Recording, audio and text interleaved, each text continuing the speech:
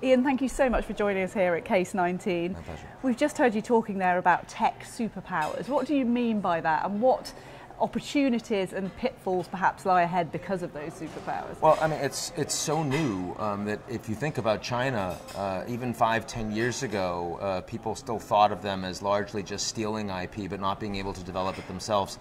Today, China is literally a technology superpower, and there's only one other in the world. It's the United States.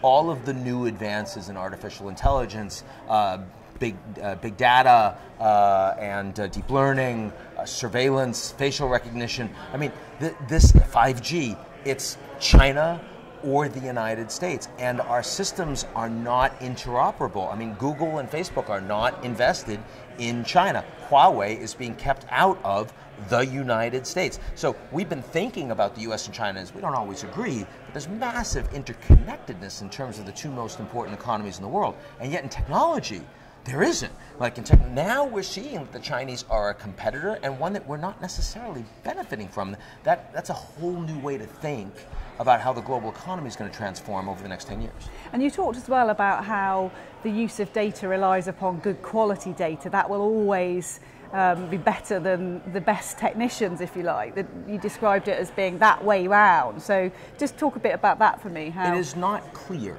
whether having better data or having better scientists ultimately makes you the winner in developing AI. I mean, one of the reasons why the Chinese are now literally better than the US at facial and voice recognition is because they have 1.4 billion citizens, data points on all of that activity, and no presumption of privacy. So the average Chinese doesn't even have a wallet, right? I mean, they pay for everything online. It's very centralized through 1 or 2 different platforms. In the United States, much less willingness to give that data away and much more fragmented. So they have a big advantage in terms of data. The Americans still do have and produce the best scientists in the world in terms of AI, and it's leading to very different outcomes. With all of that in mind, and obviously the quite turbulent geopolitical times we're living in, how on earth does this industry navigate that and sort of spot the opportunity and engage fully? Well, I mean, you have to see just how quickly these things are turning, right? So, I mean, the fact that Apple as a company lost a fair amount of steam last quarter because they weren't getting the Chinese to buy. Some of that is softness of the Chinese economy and consumption. Some of that is a structural issue against Apple. You need to understand that. If you're investing in a tech portfolio, you want to know who's best positioned there. You want to understand that if we're going to break the global system, that the Europeans are going to be with the Americans. But a lot of Belt and Road countries where the Chinese are investing in infrastructure and digital infrastructure are going to be with the Chinese. So getting ahead of that, understanding which companies are actually well placed to take advantage, you want that to inform your portfolio selection. So do you think that depends on these companies having the right people in their workforce, people who are forward-looking, that generation who have spotted these opportunities and have a different mindset? Or I mean, I certainly believe that 70-year-old white men don't tend to change their views very much, right? I mean, these are things that where life is just very different. I mean, when you realize that young Americans, I mean, in their 30s, 2/3 of millennials today say that they're unaffiliated in terms of religious belief. In America, right?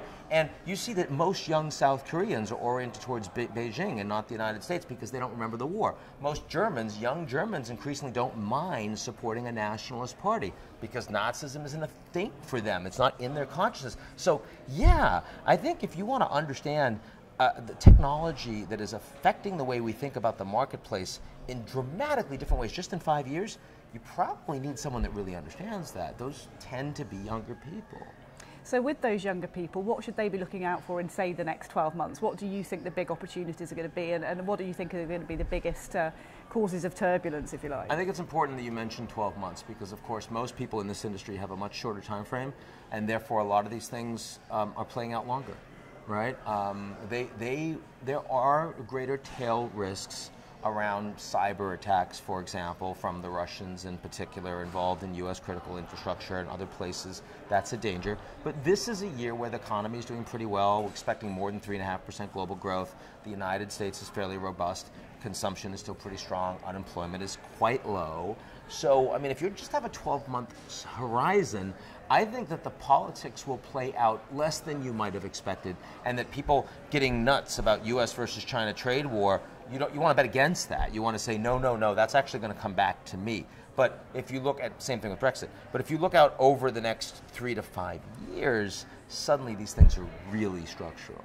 So do you think long-termism is a key thing for these companies now? They've got to look further ahead. I think it depends on the company. You know, I mean, look, I would like companies to be more strategic because I think it would be better for the planet. I think it would be better for humanity. But to the extent that companies are thinking primarily about shareholder returns and they are, you know, structured to do so, then, you know, a lot of people, I mean, you look at Davos this year, you had a lot of bankers that are saying, hey, things are great for me. And you don't get to be the CEO of a major bank or a hedge fund by focusing on the greater good of humanity. You do it by being fairly single-minded and focus on your thing. Also true of Facebook and Google and the rest, right? And that is, we are experiencing the challenge of a whole bunch of really good, short-term, narrow-focused billionaires coupled with a government process that isn't fast enough and smart enough to adapt to these new challenges.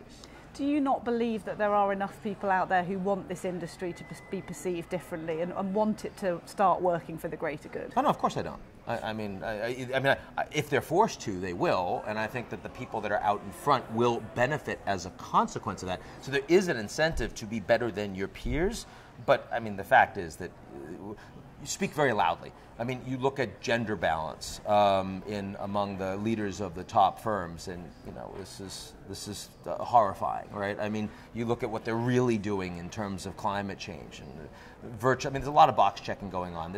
No one's really taking this seriously. There's still a long way to go with it. Ian, thank you so much for joining us. Great to hear your insights. Thank you.